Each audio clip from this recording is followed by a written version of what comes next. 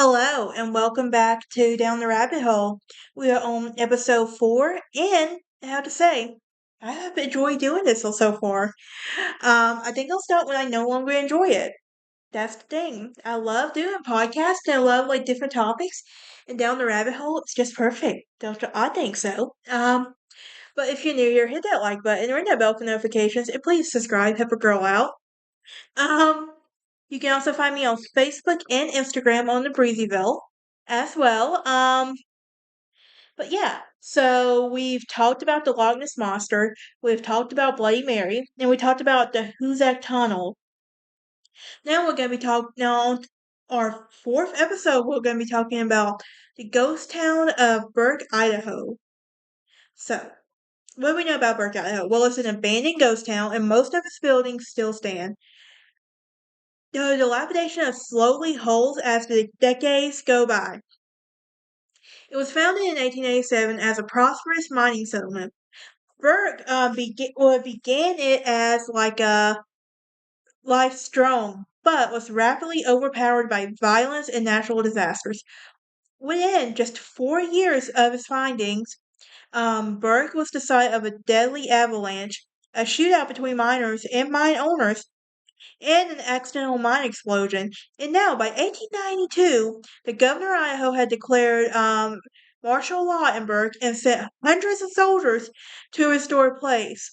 It was short-lived, and over the next 2 decades, Burke was subject to a deadly hotel fire, another mine explosion, another fatal avalanche, another fire, another flood, and one last fire. Now, if anywhere on earth is cursed, I would definitely say that it's definitely the ghost town of Burke, Idaho. So, what about this ghost town that is located in Shoshone County, Idaho, was established in 1887, and the silver lining is that the lead and zinc mining companies, their towns are most significantly declined in the mid 20th century after the closure of the mines. So, in the early years, Burke was home to Hercules Silver Mine, and the owners of which implicated the Idaho Mining Wars of 1899. Now, we actually know something happened in Idaho because what happens in Idaho? All I know is it has a large Mormon and Amish population next to Utah as far as the Mormon community goes. Now, most of the Heckler and Star mines are operated out of Burke. And the town was a significant site during the 1892 Kua de Alina labor strike. And Burke's location when the narrow 300-foot wide Burke Canyon resulted in a unique architectural features such as the hotel built above a railway and a canyon creek with the train track running through the portion of the hotel lobby. Sounds like a place I would want to visit. Um, and after several disasters and years of decline in the mid 20th century, its mining operations ceased in the 1991 with the closing of the Star Mine. And in 2002, about 300 people who lived in or nearby Burke Canyon, um, though it has no residents. So it's located 7 miles just northeast of Wallace, an elevation of 3,700 feet above sea level, and it's accessed from Wallace on the Burke Canyon Creek Road. And the town is located approximately 100 miles south of the Canadian province British Columbia, and roughly 5 miles west of the bordering U.S. state, Montana. Now, I would love to visit Montana, maybe in the fall or the spring or something, but definitely not in the winter months. Look, I'm from month south, y'all, and I can barely handle the snow here. After we had that snow polar ice here in Tennessee, let me tell you, I'm used to it snowing one day, not more than one day. So I was okay with that snow that first day and a half, but after that I was going insane. I'm not gonna lie, y'all. But let's talk about the history now. Well, in 1884, miners discovered the abundance of lead and silver in Burke Canyon, and the first mine in Burke, the Tiger Mine, was discovered in May 1884. In that same year, the Tiger Mine was sold to SS Gideon for $35,000. Now, by the end of 1885, over 3,000 tons of one had been extracted or had been extracted from the Tiger Mine, and the high volume of ore being extracted from the mountains led to Glyden to began construction on the railroad from Wallace. And on July 6, 1887, Glyden incorporated the Canyon Creek Railroad, which was a 3 feet wide narrow gauge railway, which operated from Wallace to Tiger Mine. And additional investors from the Canyon Creek Railroad were Harry M. Glyden, Frank R. Colston, and Alexander H. Tarbo, and Charles W. O'Neill. So, by September 1887, little work had been accomplished, and on the railroad, and accumulations of mine ore in the area had reached over 100,000 pounds, pressuring Gliding to sell the line to D.C. Corbin. Now, under Corbin's overseeing, by November 1887, just 3 miles of the tracks had been laid. And it was then that the town of Burke was formally established, and the railway was completed in December of 1887. The first shipment of ore to arrive in the place on December 12th.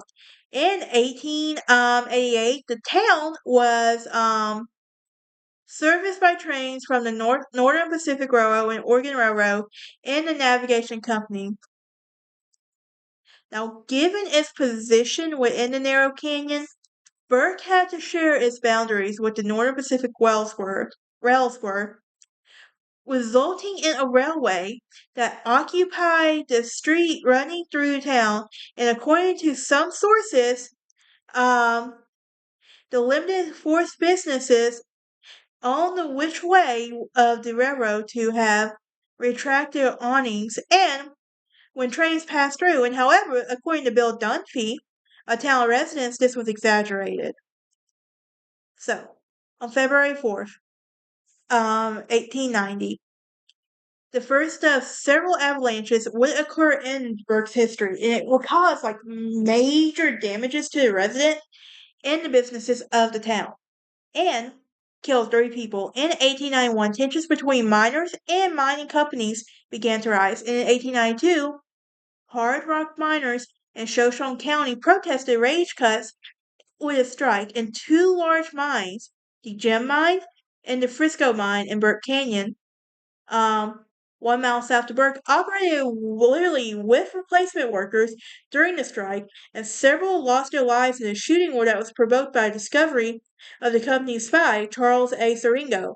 So, on the morning of July 11, 1892, a gunfight at the nearby Frisco mill inadvertently ignited a box of dynamite, causing the mill to explode. And this would kill about 6 people. So, this is when the Idaho governor would declare a martial law and send the U.S. Army and National Guard to the canyon to keep the peace. So, what happened exactly? Well, there is a Tiger Hotel there, and it's about a 150-room hotel with the railway running through the main lobby. But Burke continued development with the construction of the Tiger Hotel, and it was originally built in 1896 as boarding room for miners, and the hotel took its namesake from the Tiger Mine. And a grease fire severely damaged the hotel shortly after the opening, killing at least 3 people. And this also was the widening of the railroad in 1906 that forced the hotel to accommodate as well. And the hotel which straddled the main street in the Canyon Creek, was modified to allow railroad to run through the lobby. As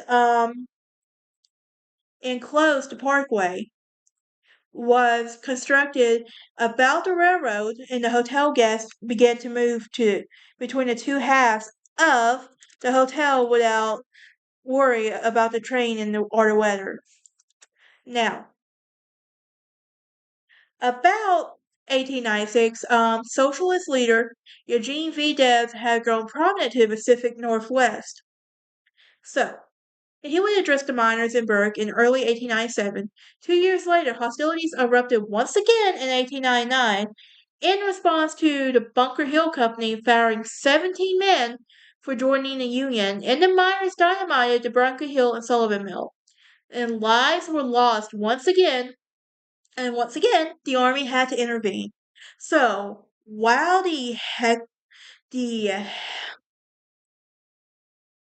The Heckler mine continued to prosper. The city saw further destruction in February 1910, with yet another avalanche to strike the town, this time killing 20 people. 6 months later, the Great Fire of 1910 would cause further damage to Burke Canyon. So this was in 1913 that significant flooding would impact the town, and with sediment and debris building up against the Tiger Hotel as water cascaded down the gulch. The hotel was inspected for further damage, and on July 13, 1923, when another fire broke out, causing extensive damage to numerous buildings in town, and the most notable damage was the fire at the Tiger Hotel, which became increasingly unprofitable by the 1940s and was torn down in 1954. So even if I want to, I can't see it. Oh man. But anyway, by the mid 20th century, mining operations in Burke slowed down after the closure, and several mines in the last mine in Burke closed in 1991. And according to U.S. Census data, there have been a total of 15 residents in Burke in 1990.